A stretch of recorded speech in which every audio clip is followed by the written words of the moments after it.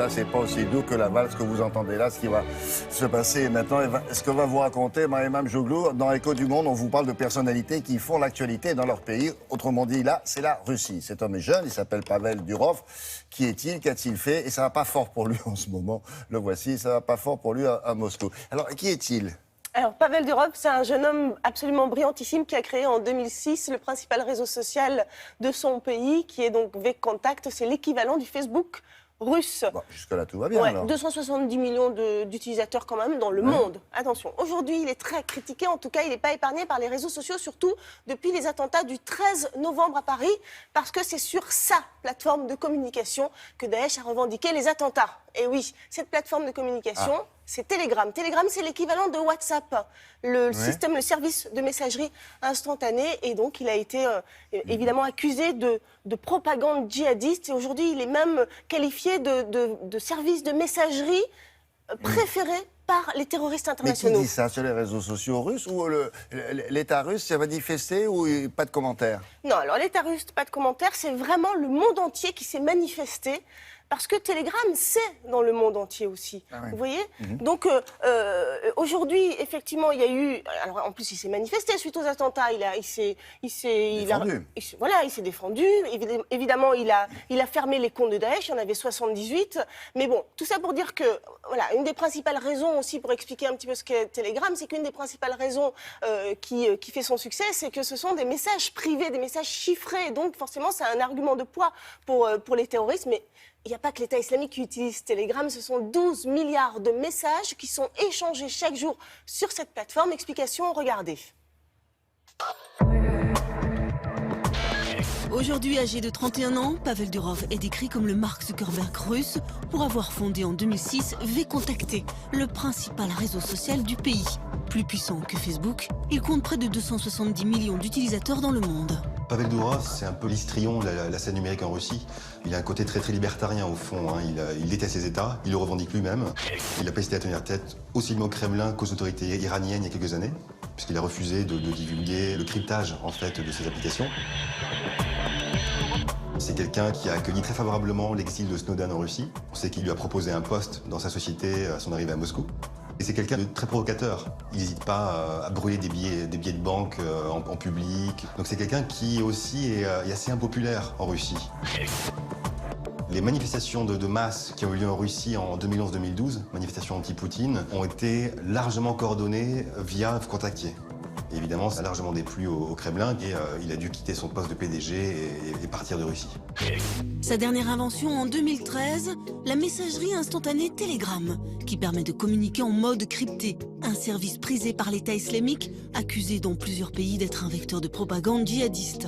Telegram a un système de cryptage extrêmement sophistiqué, ce qui le différencie notamment de ses concurrents comme WhatsApp. Les données de Telegram ne sont pas stockées sur un seul serveur, dans un seul État. Vous pouvez aussi créer des conversations qui par la suite vont s'autodétruire. Les conversations de groupe sont anonymes et peuvent être construites jusqu'à 200 personnes. Donc ce qui est là aussi l'outil rêvé pour des cellules de djihadistes. Et en conséquence, Daesh en profite très largement. Donc c'est aussi une manière pour les djihadistes de Daesh notamment d'échapper à la surveillance des États occidentaux et de passer par des sites beaucoup moins connus que les principales plateformes occidentales et qui ne sont pas encore surveillés par les polices du monde entier.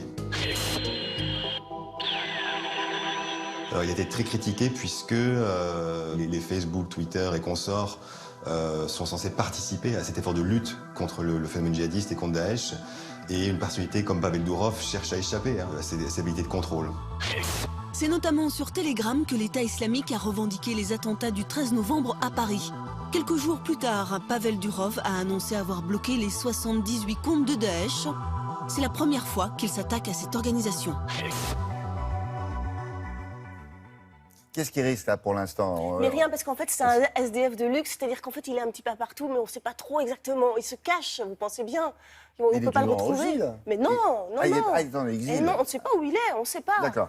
Ouais, oui. Très bien. Le pape François va utiliser, c'est vrai, Il a déclaré exactement il y a 3 jours en disant « moi j'utilise Telegram ». C'est intéressant de savoir ça. Ça veut dire que d'un côté, effectivement, quand c'est entre de mauvaises mains, ben, c'est dangereux, mais quand c'est entre de bonnes mains, comme pour des journalistes ou même des gens qui veulent dénoncer les terroristes, là ça devient intéressant, vous vous voyez. voyez. Pourquoi faire le pape va utiliser ça? C'est pour diffuser des sermons un peu partout dans le monde. C'est ça le système. Non, parce que c'est une discussion privée. C'est-à-dire que quand il a envie de discuter, par exemple, avec vous, le pape, parce qu'on sait qu'il est très ami avec vous, eh bien, personne ne saura ce qui se dit. Vous voyez? Là, c'est vraiment privé. Ça, quoi. là, c'est pas exactement ça. Ce sont des sermons quand même qu'il va diffuser dans. Mais le pape, c'est aussi une personne comme vous et moi, donc il a le droit aussi de discuter. Il a dit c'est pour mes conversations privées. Ah bon.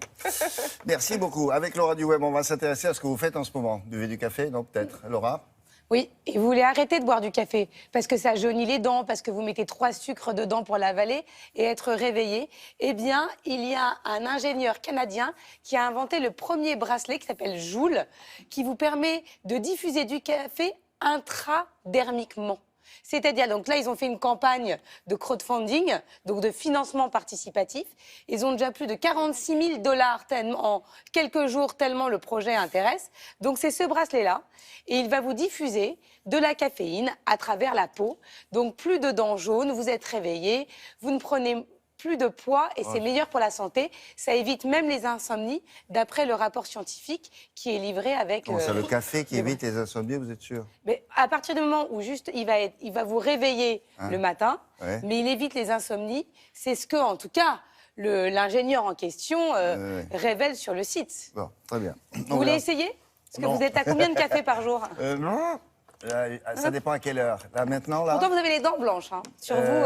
Attendez, quelle heure est-il? 8 heures. Là, c'est 5. 5.